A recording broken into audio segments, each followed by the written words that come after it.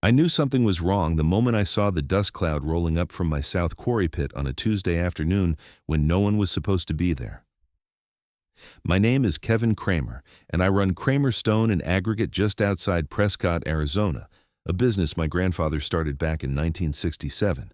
We supply crushed limestone, decorative rock, and gravel to construction companies across Yavapai County, and I had built a solid reputation on fair pricing and quality materials. What I saw that afternoon would test every ounce of patience I had left. I grabbed my binoculars from the truck and focused on the activity below. 3 dump trucks were loading up from my premium gravel stockpile, the expensive stuff I kept reserved for high-end landscaping projects. My blood pressure spiked as I watched a 4th truck pull up to join them. These were not my trucks. They were not trucks from any company I recognized, but they were definitely stealing my gravel. I jumped in my Ford F-250 and tore down the access road, kicking up a trail of dust behind me. By the time I reached the pit, 2 of the trucks had already left, loaded to the brim with what I estimated was at least 15 tons of gravel each. The remaining 2 trucks were still filling up, and standing next to them with a clipboard was a woman I vaguely recognized from somewhere in town. I slammed my truck into park and got out, my boots hitting the ground hard. The woman looked up, startled, her mouth forming a perfect O of surprise. She was maybe 50 years old, with that particular shade of blonde that comes from a box and the kind of rigid posture that suggested she spent most of her time telling other people what to do. "What the hell is going on here?" I demanded, striding toward her. She recovered quickly, her face shifting from surprise to indignation in record time. "Excuse me? There's no need for that kind of language." "There is every need when people are stealing from my property," I shot back. "This is private land, this is my gravel, and those are not my trucks." The woman straightened to her full height, which was not particularly impressive, and thrust her clipboard at me like it was a shield. "I am Carol Cunningham, president of the Pinecrest Hills Homeowners Association, and we are simply collecting the materials that are owed to us." I stared at her, genuinely confused. "Owed to you? Lady, I do not even know what Pinecrest Hills is." Her nostrils flared. "Pinecrest Hills is the premier residential community just 3 miles north of here, and according to our records, this quarry is required to provide materials for our road maintenance program." "Your records are wrong," I said flatly. "I do not have any agreement with any HOA. Now tell these trucks to unload what they have taken and get off my property before I call the sheriff." Carol's face turned an interesting shade of red. "We will do no such thing. The HOA board voted on this, and we have every right to these materials. Your business impacts our community with noise and dust, and this is the least you can do to compensate us." I actually laughed, though there was no humor in it. "Compensate you? For running a legal business on land I own? Do you have any idea how insane you sound right now?" "I am not insane," she said, her voice rising to a shrill pitch. "I am protecting our property values and ensuring our streets are maintained to acceptable standards. Now, if you will excuse me, we have 2 more loads to collect today." She turned her back on me like the conversation was over. I stood there for a moment, genuinely shocked by the audacity. Then I pulled out my phone and dialed 911. "Sheriff's Department," came the dispatcher's voice. "This is Kevin Kramer at Kramer Stone and Aggregate on Highway 89. I have trespassers actively stealing materials from my property. I need a deputy out here immediately." Carol whipped around, her eyes wide. "You are calling the police? This is a civil matter." "Theft is not a civil matter," I informed her. "It is a crime." 20 minutes later, Deputy Martinez pulled up in his patrol vehicle. I had known Tony Martinez for years. He bought landscaping rock from me for his own house. He took one look at the scene, at Carol standing there with her clipboard clutched to her chest like it might protect her, and at the 2 dump trucks still sitting in my pit, and shook his head. "Kevin, you want to tell me what is happening here?" I explained the situation, keeping my voice calm and factual. Carol jumped in repeatedly, insisting that the HOA had rights, that I was being unreasonable, that this was about community standards and property values. Tony let her talk, taking notes, his expression never changing. Finally, he turned to Carol. "Madam, do you have any documentation that gives your HOA permission to take materials from this property?" "We have board minutes from our meeting where we discussed and approved the road maintenance program," she said triumphantly, as if that settled everything. That is not what I asked, Tony said patiently. Do you have a written agreement with Mr. Kramer or his company giving you permission to access this property and take materials? Carol's confidence wavered slightly. We have been trying to contact him for weeks to discuss this matter, but he has not responded to our letters. What letters? I asked. I have not received any letters from any HOA. We sent them to the mailing address on file, Carol insisted. The only mailing address on file anywhere for my business is my post office box in Prescott, I said, and I check it every single day. There have been no letters from any HOA. Tony looked at Carol. What address did you send these letters to? She fumbled with her clipboard, finally producing a piece of paper. According to the county assessor's office, the mailing address for this property is 4582 Granite Basin Road. That address has not been valid for 10 years, I said. That was my grandfather's house. He passed away, the house was sold, and I updated all the records with the county. My business address is P.O. Box 447, Prescott, Arizona 86302. Tony made a note of this. So it seems like there was no actual communication between the parties, and there is definitely no agreement in place. Madam, I'm going to need you to have these trucks return the materials they have taken. Absolutely not, Carol said, her voice shaking with anger now. We have already put that gravel down on Maplewood Lane. We are not going to dig it back up. Then you are admitting you took the materials without permission and refused to return them, Tony said. That is theft, madam. I can arrest you right now if you would like to continue with that position. Carol's face went pale. You cannot be serious. This is a misunderstanding. It is only a misunderstanding if you make it right, Tony said. You have two options. Either you arrange to return the materials you have already taken and pay Mr. Kramer for them, or I start writing up charges for theft and trespassing. Fine, Carol spat out. We will pay for the materials we have already used, but we are not returning them. Do you have any idea how much work went into spreading that gravel? I almost felt sorry for the road crew who had been given stolen materials to work with, but that sympathy evaporated when I calculated what had been taken. You said you have made how many trips? Carol consulted her clipboard reluctantly. This would have been trip number 11. 11 trips, I repeated slowly. And how much were the trucks carrying? Approximately 15 tons per load, one of the truck drivers spoke up for the first time. He looked supremely uncomfortable with the entire situation. So you have stolen 165 tons of my premium decorative gravel, I said. That material retails for $85 per ton.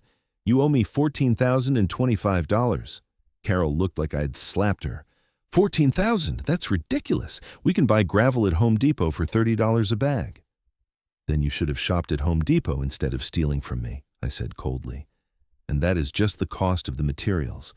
That does not include the trespassing violations, the damage to my access roads from your unauthorized trucks, or the business interruption costs. Now, hold on, Tony interjected. Let's keep this simple. Ms. Cunningham, your HOA will need to pay Mr. Kramer for the materials taken. You all can work out the exact amount, but you need to make arrangements to settle this today. Carol opened her mouth, then closed it again. She pulled out her cell phone and walked a few yards away, speaking in urgent, hushed tones. I could not hear what she was saying, but from her body language and the way she kept gesturing angrily in my direction, I guessed she was talking to other HOA board members. Tony turned to me, lowering his voice. Kevin, I understand you are angry, and you have every right to be. But if they pay you for what they took, are you willing to let this go without pressing charges? I considered it. Part of me wanted to throw the book at them, to make an example of the sheer arrogance of thinking you could just take whatever you wanted. But I also knew that pressing charges would mean time in court, paperwork, hassle. If they paid up, at least I would not be out the money. If they pay the full amount for the materials, I will not press charges for what has already been taken, I said. But I wanted in writing that they will never set foot on my property again. And those 2 trucks that are still here need to unload what they have taken right now. Tony nodded. Fair enough. The truck drivers, who had been watching this entire exchange with growing alarm, immediately started backing their trucks up to dump the gravel back onto my stockpile. Carol finished her phone call and marched back over, her face set in hard lines. "The HOA treasurer will write you a check for $5,000, she announced. "That is more than generous for a pile of rocks." "The amount owed is $14,025, I said, not budging an inch. "And that is at cost. If you want to argue about it, I can add in punitive damages for theft and we can let a judge decide." "This is extortion," Carol hissed. "No, this is commerce," I corrected her. "You took my product without permission. You pay the market rate. That is how business works." She glared at me with such intensity I thought she might actually try to physically attack me. Instead, she made another phone call, this one even more heated than the last. I caught fragments of it, something about emergency board meetings, unauthorized expenditures, and how she would not be held responsible for this disaster. Finally, she ended the call and turned back to us. "The board has authorized payment of the full amount under protest. We will be consulting with our attorney about this matter." "You do that," I said, "and your attorney can explain to you why stealing is illegal." Carol pulled out a checkbook from her massive purse and began writing, her hand shaking with either rage or anxiety. She tore the check out and thrust it at me. "Here, I hope you are satisfied." I looked at the check.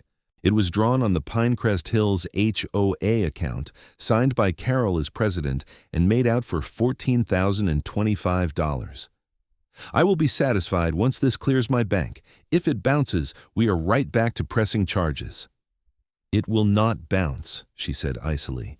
"The HOA is financially sound, unlike some businesses that rely on extorting their neighbors." "Last I checked, neighbors ask permission before taking things," I said. "They do not just help themselves and then act shocked when there are consequences." Tony stepped between us before the argument could escalate further. "All right, that's enough. Ms. Cunningham, you and your trucks need to leave this property now. And you are not to return for any reason. Mr. Kramer, you deposit that check and let me know if there are any issues with it. Everyone understand?" We both nodded, though Carol looked like she was chewing on glass. She gathered her clipboard, called to the truck drivers, and stalked back to her car, a white Lexus SUV that probably cost more than some people's houses. The trucks followed her out, and I watched until they were all off my property before I let myself relax even slightly. "That was something," Tony said, shaking his head. "I have dealt with HOA disputes before, but this is a new one. They usually fight about paint colors and lawn heights, not quarry theft." "I cannot believe she actually thought she could just take my gravel," I said. "What kind of logic is that?" "HOA logic," Tony said with a wry smile. "Some of these boards get drunk on their tiny amount of power and think they run the whole world. You did the right thing calling me. If you had just let it go, they would have kept coming back." After Tony left, I spent the next hour documenting everything. I took photos of my stockpile, noting how much had been disturbed. I wrote down the truck numbers I had managed to catch, the timeline of events, and every word of my conversation with Carol. I had a feeling this was not over, despite the check in my pocket. I was right. 3 days later, I received a certified letter from the law offices of Hendricks and Stone in Prescott. My stomach sank as I opened it. The letter, written in that particular brand of aggressive legalese that attorneys love, informed me that the Pinecrest Hills HOA was filing a complaint against Kramer Stone and Aggregate for operating a nuisance business, failing to obtain proper permits, and violating county noise ordinances. They were seeking an injunction to shut down my quarry operations and demanding $100,000 in damages for decreased property values. I read the letter 3 times, my anger building with each pass. This was retaliation, pure and simple. They had been caught stealing, forced to pay for it, and now they were trying to attack my business in revenge. I immediately called my attorney, Harold Finch, who had handled my business legal matters for years. Harold was in his 60s, a former prosecutor who had gone into private practice and specialized in property and business law. "Kevin," he said when I explained the situation, "this is a slap-suit strategic lawsuit against public participation. They are trying to intimidate you into backing down or settling. The good news is that Arizona has strong anti-slap protections." "So what do I do?" I asked. "We file a response. We document everything showing that your quarry is fully permitted and legal, and we countersue for malicious prosecution and the costs of defending yourself," Harold said. Do you have all your permits and licenses up to date? Every single one, I confirmed. I renew them religiously, and I had an environmental compliance inspection just 2 months ago that came back perfect. Good. Send me copies of everything. Also send me documentation of the theft incident, including the police report, the check they paid you, and any correspondence with the HOA. We are going to bury them. Over the next week, I gathered every piece of documentation Harold requested. My permits from the Arizona State Mine Inspector, my business licenses, my environmental compliance reports, my insurance certificates, my safety inspection records. I had been running this quarry legally and properly for years, and I had the paper trail to prove it. Harold filed our response, which not only denied all of the HOA's claims, but also filed a countersuit for harassment, abuse of process, and attempted extortion. We asked for attorney's fees, court costs, and damages. The total came to just over $200,000. I figured that would be the end of it. No reasonable person would continue with a lawsuit they were clearly going to lose. But I had underestimated Carol Cunningham's determination. 2 weeks later, I got a call from Harold. Kevin, you need to hear this. The HOA is not backing down. They have hired an expert witness who claims that quarry dust has damaged the homes in Pinecrest Hills, and they are amending their complaint to add health concerns. That's insane, I said. My quarry is 3 miles away from their development, and we use water suppression for dust control. It is required by our permits. I know that, and we can prove it, Harold said. But this is going to get expensive. They are clearly willing to throw money at this, and HOA board members are usually protected from personal liability. They are playing with house money, essentially. So what's our strategy? We go aggressive. We take depositions from all the board members. We demand all their communications and meeting minutes, and we show that this is pure retaliation for you stopping their theft. We also file a motion for sanctions against their attorney for filing a frivolous suit. The next few months were a nightmare of legal procedures. I spent hours with Harold, preparing for depositions and reviewing documents.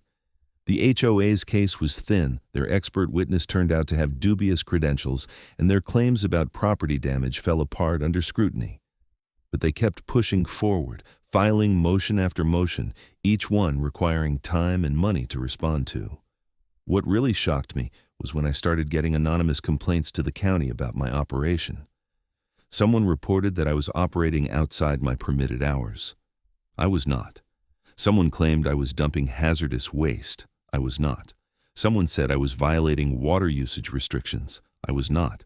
Every complaint triggered an inspection, and while I passed every single one, it disrupted my business and cost me time. I knew it was the HOA, but I could not prove it until Marcus Reynolds called me. Marcus was my main equipment operator, a guy who had worked for my grandfather and then for me. He had been with Kramer Stone and Aggregate for 30 years. He lived in a small house on the outskirts of Prescott, and he called me on a Saturday morning, his voice tight with anger. Kevin, you need to know something. I got approached yesterday at the hardware store. Woman came up to me, said her name was Denise, and asked if I wanted to make some easy money. Okay, I said slowly. Doing what? She wanted me to lie about your operation, said the HOA would pay me $5,000 to testify that you run the quarry at night without permits, that you have me dump waste oil on the property, that kind of thing. All false. My hand tightened on the phone. Did you get her last name? Denise Carson. She said she was on the HOA board. I told her to go to hell, but Kevin, if they are approaching me, they might be going after your other employees too. Thank you for telling me, Marcus. I need you to do something for me. Write down everything you remember about the conversation, every word she said, where it happened, what time, all of it. And if she contacts you again, record it if you can. I immediately called Harold and told him about Marcus's encounter. Harold was silent for a long moment, then said, Kevin, this is witness tampering. If we can prove it, we can get the entire HOA board in serious legal trouble. Have Marcus come to my office on Monday. I want to take a formal statement from him. Marcus came in on Monday and gave Harold a detailed statement. Harold asked if Marcus would be willing to reach out to Denise and arrange another meeting, this one recorded. Marcus, who was angry enough at being asked to lie, agreed. The following Wednesday, Marcus met Denise at a coffee shop in Prescott. He wore a recording device that Harold had arranged through a private investigator. The recording was damning. Denise laid out exactly what she wanted Marcus to say, offered him the money again, and even gave him talking points to use in his testimony. She also mentioned that they had approached 2 other employees, though she did not name them. Harold filed an emergency motion with the court, including the recording and Marcus's statement. The judge called an immediate hearing. I sat in the courtroom, watching as Carol Cunningham, Denise Carson, and 3 other HOA board members sat on one side with their attorney, who looked like he wanted to be anywhere else in the world. The judge, the Honorable Patricia Reeves, was a no-nonsense woman in her 50s who had a reputation for not tolerating games in her courtroom. She listened to the recording, read the statements, and then fixed the HOA board with a stare that could cut glass. "Let me make sure I understand this correctly," Judge Reeves said. "Your organization filed a lawsuit against Mr. Kramer. Then, while that lawsuit was pending, you attempted to bribe his employees to provide false testimony. Is that accurate?" The HOA attorney, a man named Richard Sanderson, looked like he might be physically ill. "Your Honor, I was not made aware of any such activities. This is the first I'm hearing about it." "Ms. Carson," the judge said, turning her attention to Denise, "did you offer to pay Mr. Reynolds $5,000 to lie under oath?" Denise looked at Carol, who gave her a tiny nod. That was apparently the wrong answer, because Denise then tried to deny everything, claiming it was all a misunderstanding, that Marcus had misheard her, that she was just asking general questions about the quarry operation. "So you are saying this recording, where I can clearly hear you offering money and dictating exactly what testimony you want, is fabricated or misunderstood?" Judge Reeves asked, her voice dripping with skepticism. "I was just trying to investigate the truth," Denise stammered. "By offering to pay someone to lie? That is not an investigation, Ms. Carson. That is a crime." Judge Reeves turned to the court clerk. "Please contact the Yavapai County Attorney's Office and inform them I am referring this matter for criminal investigation. The charges would be witness tampering, obstruction of justice, and conspiracy." The color drained from the faces of the HOA board members. Carol stood up abruptly. "Your Honor, you cannot do this. We are volunteers. We were just trying to protect our community." "By breaking the law," Judge Reeves said coldly. "Sit down, Ms. Cunningham. As for this lawsuit, I am dismissing the HOA's complaint with prejudice, meaning it cannot be refiled. I am also granting Mr. Kramer's countersuit in full and awarding him $200,000 in damages, plus all attorney's fees. Additionally, I'm imposing sanctions on the HOA in the amount of $50,000 for abuse of process. The HOA has 30 days to pay these amounts in full." Richard Sanderson stood up. "Your Honor, may I withdraw as counsel for the HOA at this time?" "Permission granted," Judge Reeves said. "I suggest you run, not walk, away from these clients, Mr. Sanderson." The hearing ended, and I walked out of the courthouse in a daze. Harold was grinning from ear to ear. That was better than I could have hoped for. $250,000 plus attorney's fees, and they are going to face criminal charges. "Is the HOA going to be able to pay that much?" I asked. "We will find out. If they cannot, we can put liens on the common property and the development. Either way, you are going to get your money." The story broke in the Prescott Daily Courier 2 days later. "Local HOA faces criminal charges in quarry dispute," read the headline. The article detailed the attempted bribery, the theft of gravel, and the lawsuit that had backfired spectacularly. My phone started ringing off the hook with other business owners sharing their own HOA horror stories, reporters wanting interviews, and even a producer from a local television station wanting to do a segment. I gave one interview to the newspaper, keeping it factual and professional. I explained what had happened, emphasized that I had just been trying to run my business legally, and expressed hope that this would serve as a reminder that laws apply to everyone, even HOAs. The fallout in Pinecrest Hills was apparently nuclear. According to the news reports and gossip I heard through various channels, homeowners were furious when they learned about the special assessment coming their way to pay for the judgment. The HOA had to levy a $2,500 emergency fee on each of the 80 homes in the development to cover the judgment, sanctions, and legal fees. Several homeowners filed their own lawsuits against the board members for mismanagement. Carol Cunningham resigned as president, though she tried to spin it as stepping back to spend more time with family. Denise Carson resigned entirely from the board and reportedly put her house up for sale. The other board members who had been present at the hearing also resigned, leaving the HOA scrambling to find new leadership. The criminal case moved forward. The Yavapai County Attorney's Office took it seriously, charging Carol and Denise with conspiracy to commit witness tampering and obstruction of justice. The other board members who had known about the bribery attempt but had not participated directly were charged with lesser offenses. I had to testify at the preliminary hearing, walking through the timeline of events from the initial theft to the attempted bribery. Marcus testified as well, and the recording was played for the court. The defense attorneys tried to argue that it was all a misunderstanding, that their clients had not understood that what they were doing was illegal, but the prosecution demolished those arguments. The case eventually went to trial 9 months after the initial gravel theft. I attended every day of the trial, sitting in the gallery and watching as the prosecution methodically built their case. Carol and Denise took the stand in their own defense, which turned out to be a terrible mistake. Under cross-examination, Carol admitted that she had known they did not have permission to take the gravel, but had convinced herself that they were entitled to it because my quarry impacted their quality of life. Denise admitted that she had offered Marcus money to testify, but claimed she had not realized that was illegal. The jury was out for less than 3 hours. They came back with guilty verdicts on all counts for both Carol and Denise. The other board members pleaded guilty to reduced charges before their cases went to trial. Sentencing came 2 months later. Judge Reeves, who was also handling the criminal case, was not inclined to be lenient. Carol Cunningham was sentenced to 2 years in prison, suspended to 18 months with work release, and 3 years of probation. Denise Carson got 1 year in prison, suspended to 9 months with work release, and 3 years of probation. Both were also ordered to pay restitution and perform community service. The other board members got probation and community service for their lesser charges, but they also faced civil liability from the homeowners in Pinecrest Hills, who were now suing them personally for the financial damage they had caused to the HOA. As for me, I got my money. The HOA paid the judgment in full, though it nearly bankrupted their reserves and required that massive special assessment.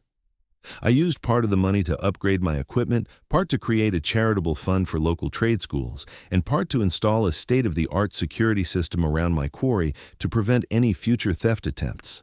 The security system proved prescient because about 6 months after the trial ended, I caught someone on camera trying to sneak onto my property at night.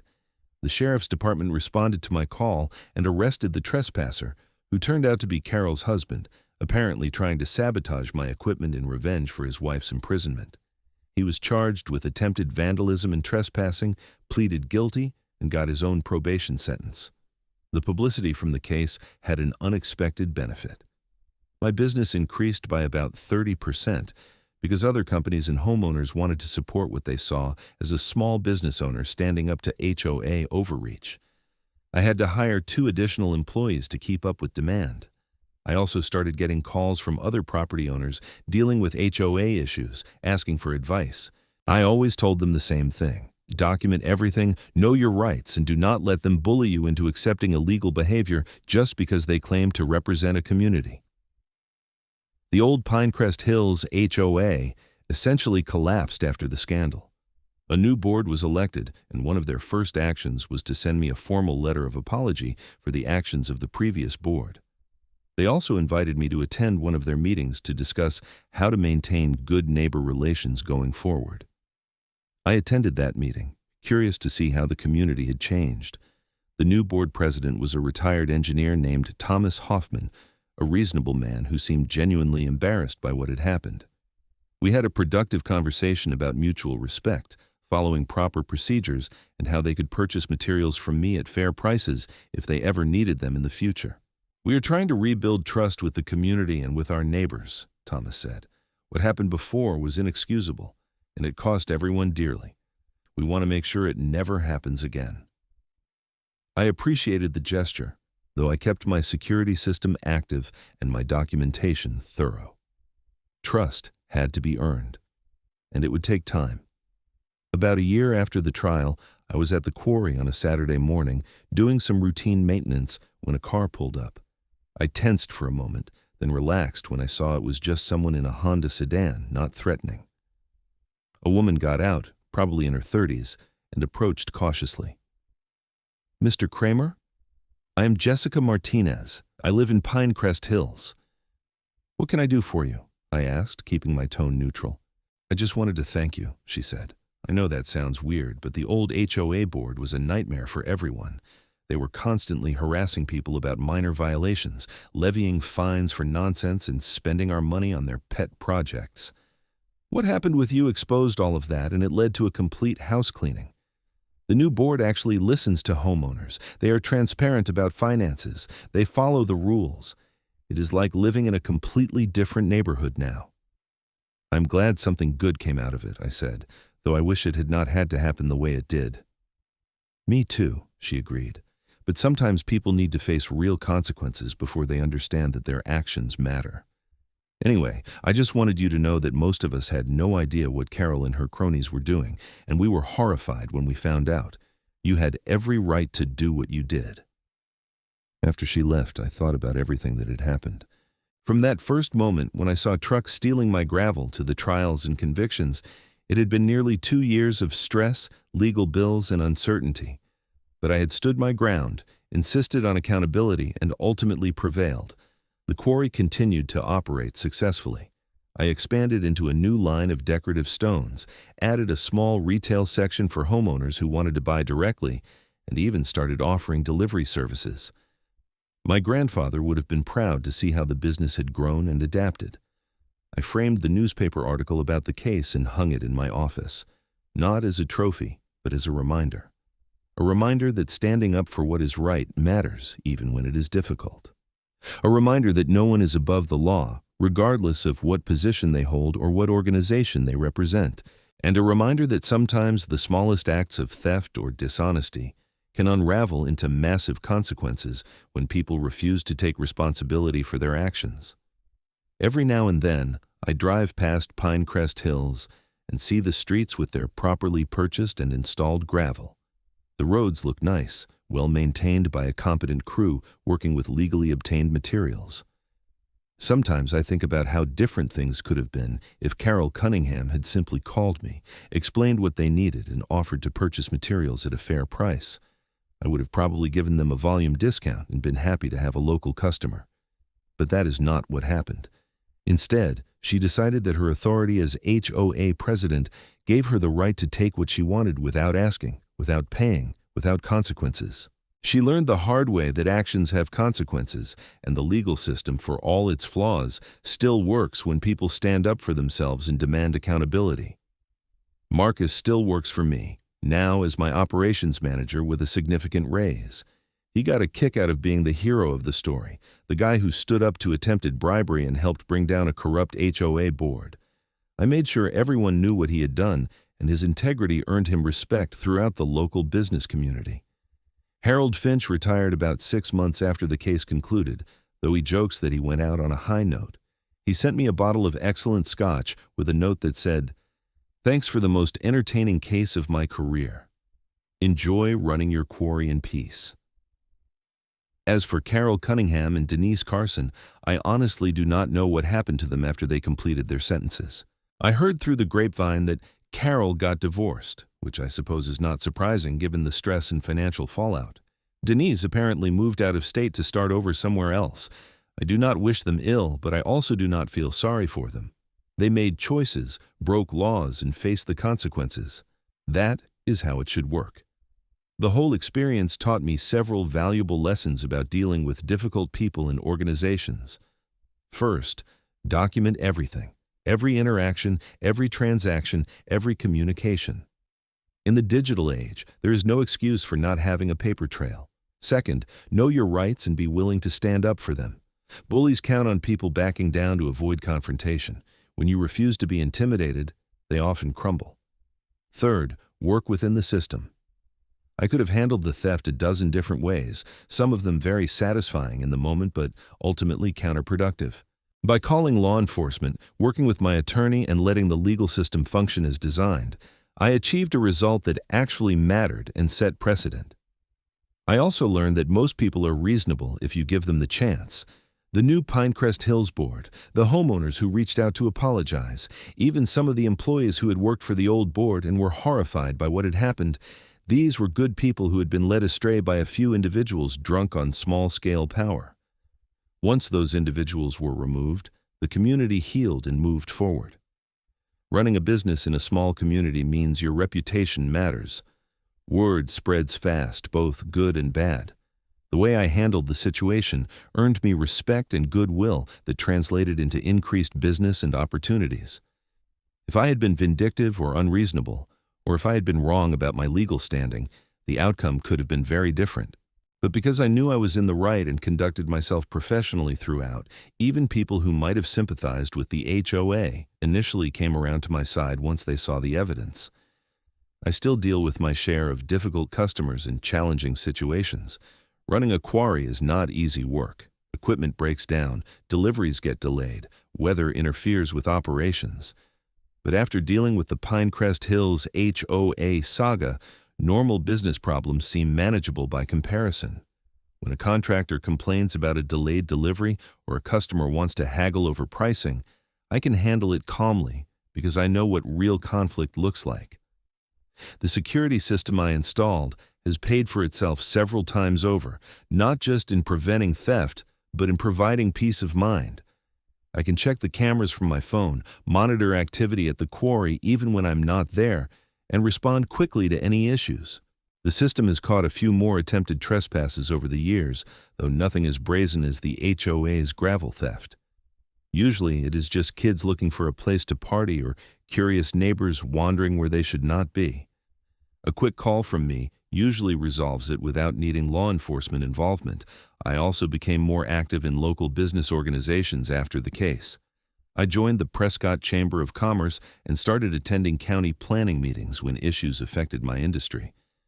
I figured if I was going to be a business owner in this community, I should be engaged and informed about what was happening. That involvement led to me serving on a committee that helped update county regulations for aggregate operations, making the rules clearer and fairer for everyone involved. One unexpected outcome of the whole situation was that it inspired me to be more generous with my resources. The quarry is profitable, and I realized I could afford to give back more than I had been. I started donating materials to local parks and schools for projects. When the high school wanted to build a new outdoor amphitheater, I supplied all the stone for the seating areas at cost. When a local veterans group needed gravel for a memorial garden, I donated it entirely. These acts built genuine goodwill in the community and made me feel like I was contributing to something larger than just my business profits.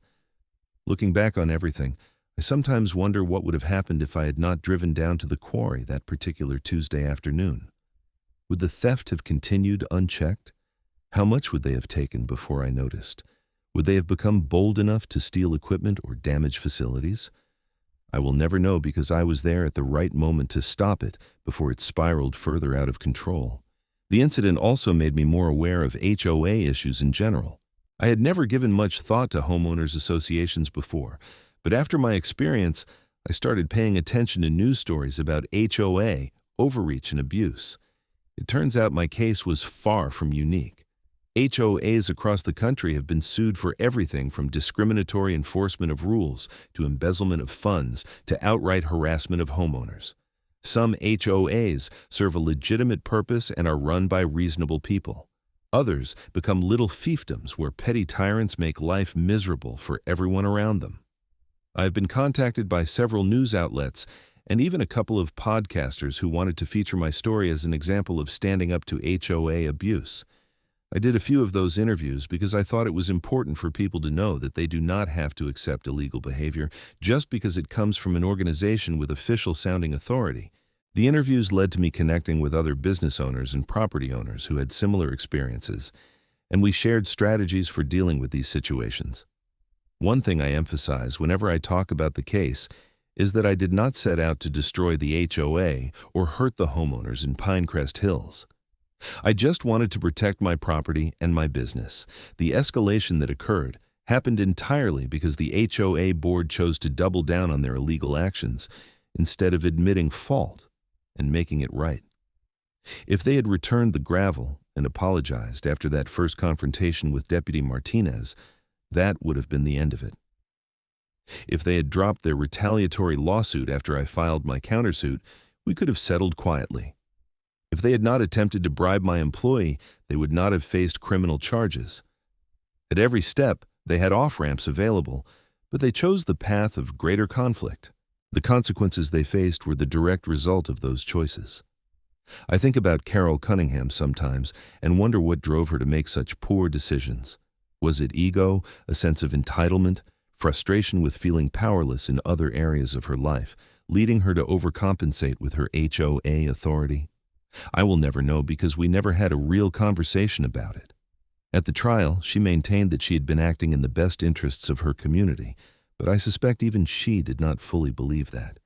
It was easier to claim noble motives than to admit she had simply wanted to exert power and got caught. The experience definitely changed how I approach conflict. I used to avoid confrontation when possible, preferring to let small issues slide rather than make waves. But I learned that some things are worth fighting for, and standing your ground early can prevent bigger problems down the road. If I had let that first truckload of gravel go without confrontation, the message would have been clear. Kevin Kramer is a pushover who will not defend his property. That would have invited further abuse, not just from the HOA, but potentially from others who heard about it. I also learned to trust my instincts. When Carol first told me that the HOA was entitled to my gravel, every instinct I had screamed that something was wrong. I could have second-guessed myself, wondered if maybe there was some legal requirement I was unaware of, tried to research whether quarries did have obligations to nearby developments. Instead, I trusted my knowledge of my own business and my property rights and acted accordingly. That confidence made all the difference. The legal system, for all its frustrations and expenses, ultimately worked the way it was supposed to. The courts took the case seriously, examined the evidence fairly, and rendered appropriate judgments. The criminal justice system investigated thoroughly and prosecuted the crimes that had been committed. The jury made informed decisions based on facts. While the process took time and cost money, it delivered justice in the end. That is something worth appreciating in an era where people often feel like systems are broken or biased beyond repair. My faith in the community was also reinforced by how many people reached out to support me once the truth came out. Customers sent messages of encouragement. Other business owners shared their respect for how I handled the situation. Even strangers stopped me in town occasionally to say they were glad I had stood up for myself. That groundswell of support reminded me that most people have a strong sense of fairness in right and wrong, even if they do not always speak up about it. The Quarry today is thriving in ways I could not have imagined during the darkest days of the legal battle. We run 3 crews, operate extended hours during peak construction season, and have contracts with major developers throughout the region. The reputation for quality and integrity that my grandfather built and that I have tried to maintain has only been strengthened by the HOA case. People know that Kramer Stone and Aggregate stands behind our products and stands up for our rights. That means something in business. I still check the security cameras regularly, probably more than I need to. Old habits die hard, and the experience of having my property violated made me more cautious.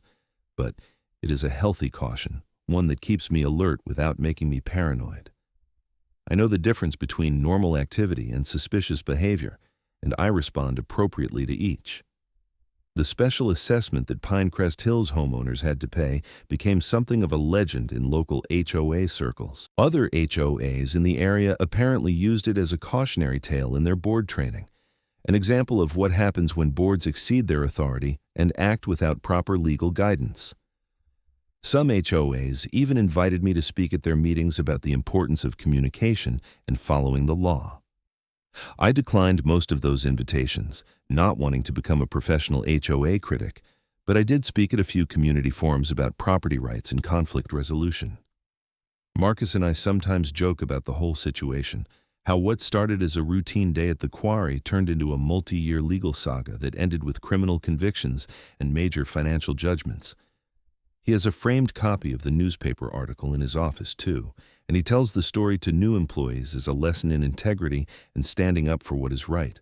It has become part of the company culture, a reminder that we do things the right way even when it would be easier to cut corners or look the other way.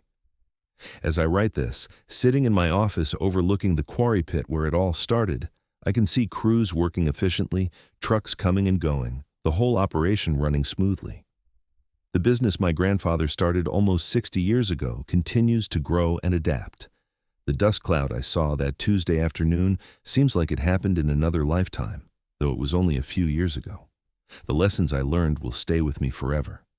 If I could go back and change anything, I honestly do not know if I would. The experience was stressful and expensive, but it also taught me things I needed to learn about standing up for myself, trusting the legal system, and not backing down from bullies. It showed me that my community would support someone who stood for principle over convenience. It demonstrated that actions have consequences, even for people who think they are above the law, and it resulted in changes to the Pinecrest Hills HOA that have apparently improved life for everyone living there. The story of how the HOA stole gravel from my quarry and I invoiced them per truckload with interest has been told and retold throughout Yavapai County. Each retelling probably adds or subtracts details, but the core remains the same. An overreaching HOA board thought they could take what they wanted, got caught, and faced serious consequences. It is a simple story about property rights, accountability, and justice. It is also a reminder that even in complicated situations, doing the right thing often comes down to basic principles: respect other people's property, follow the law, and take responsibility for your actions. My grandfather used to say that a good reputation takes years to build and moments to destroy. The old Pinecrest Hills HOA board destroyed their reputation in an afternoon when they sent trucks to steal my gravel. They compounded the damage with every subsequent decision to double down instead of make amends. Meanwhile, my reputation was enhanced by standing firm on principle and following through with appropriate legal action. The contrast could not be clearer. As the sun sets over the quarry this evening, casting long shadows across the piles of stone and gravel, I feel satisfied with how everything turned out. Justice was served, my business prospered, and the community learned an important lesson. The check Carol wrote that day for $14,000 was just the beginning of what the HOA ultimately paid, but it was the moment when they first had to confront the reality that their actions had consequences. Everything that followed flowed from that initial accountability. I still have that check, actually. I made a copy before depositing it and framed the copy. It hangs next to the newspaper article, a reminder of where the whole saga began. When I look at Carol's signature on that check, shaky with anger and resentment, I remember the importance of standing your ground when you are in the right. I remember that laws exist for a reason and apply equally to everyone. And I remember that sometimes the biggest battles start with the smallest acts of theft, and how those battles are fought determines what kind of person and what kind of community we become. The quarry will continue operating long after I am gone, hopefully passed down to another generation of Kramers who will maintain the standards of quality and integrity that have defined the business for decades. When they face their own challenges and conflicts, I hope they will remember this story and take from it the lessons that matter. Know your worth, stand your ground, document everything, trust the system, and never let anyone bully you into accepting behavior you know is wrong. Those lessons, learned the hard way through conflict with an overreaching HOA, are worth more than any amount of gravel.